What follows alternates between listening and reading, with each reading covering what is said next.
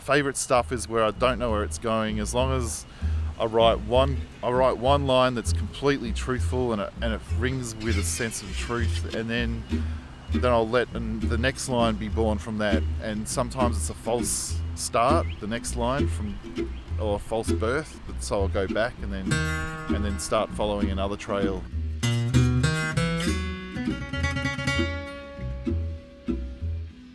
When you say that like some artists make other artists feel like liars because of how truthful their writing is that because of like how profound the truths that they're writing seem to you? Yeah, I think so. Yeah. It's like the opposite of what everyone is supposed to think, the correct opinions and all that sort of stuff. My name's Darby. I love writing, painting, and poetry, I guess you call it. Yeah, ranting online. Been compared a few times to people saying, oh, you're like a less toxic version of Bukowski, but I'd say I'm a less truthful version of Bukowski, just to replace the word toxic for truth, because the whole world doesn't like the truth now. They just call it toxic. Everything's toxic. The truth's ugly, and we're burying the truth underneath the carpet now. What's your relationship with putting significance on mundane stuff? I started making videos, kind of dedicatedly making videos a year ago. You're not imagining it. Most people are idiots. And they've turned these lovely words like kindness and empathy into these little tools to get you to interact with even more idiots, until you become one too. I'm just going to do the easiest way to make a series of ideas rather than dedicate myself to one idea and then edit it for a whole week, and just instead go, fuck that, I'm just going to make one idea after the other in the laziest way possible. I love being outside and writing. Like, I wrote by the train tracks for 10 years in Ripponlea at night, and it felt so good. I love writing without a roof. It feels good. One of my first poems I ever wrote got into Best Australian Poems, and I remember sitting outside somewhere and I heard a dog barking in a box car, and I just went, oh, I'll just put that into the poem. And that poem ended up getting into Best Australian Poems, and I was like, oh my God, maybe I can do this. This is amazing.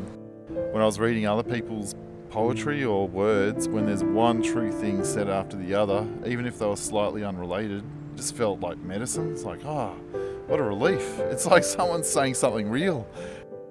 I want to write that sort of stuff for me as medicine, to alleviate the bullshit of hearing so much crap spread in the world.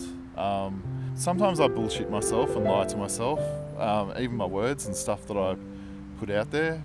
But I don't do it. I'm not doing that deliberately. But sometimes I go, oh, hang on a tick. Like, I'll come back to it and go, yeah, that's bullshit. I'll come back and go, yeah, no, but that was good. That's good.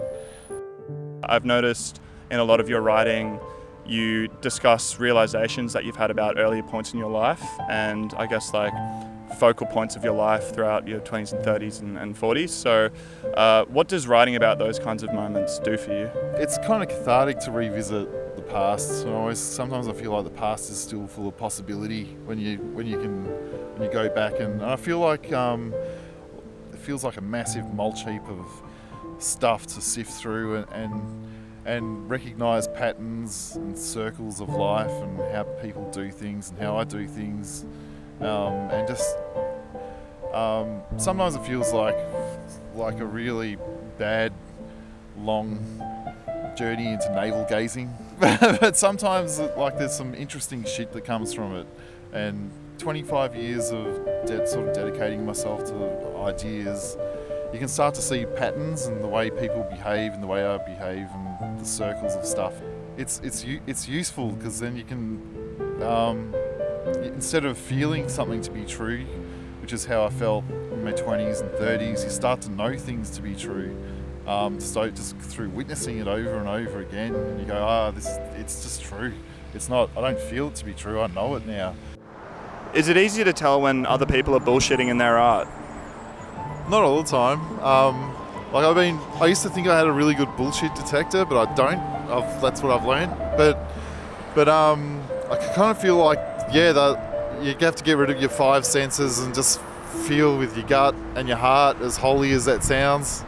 And those other parts of you know, those other parts of you can feel it. I've been accused of individualism and being individualistic, like it's a bad thing. But for me, all the isms in the world try to kill off everything. They're kind of invented by a bit of people wanting to control the world in their way.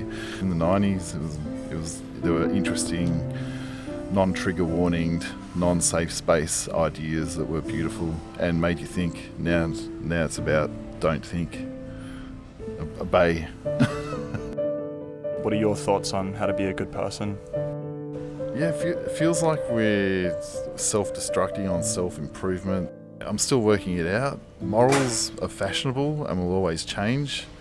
And what someone thinks they did good today will be demonised in 10 years from now. It's fashion. It's like a new hairstyle takes about 10 years, and morals take about 10 years too. The longer you live, the more you're going to fuck up life and do bad things. It's inevitable. When you start off in life, you're fresh and new, and you haven't done anything wrong yet. The longer you live, it's just inevitable. Hurt happens at some point, whether you do it or I do it or someone else does it to you. It just happens.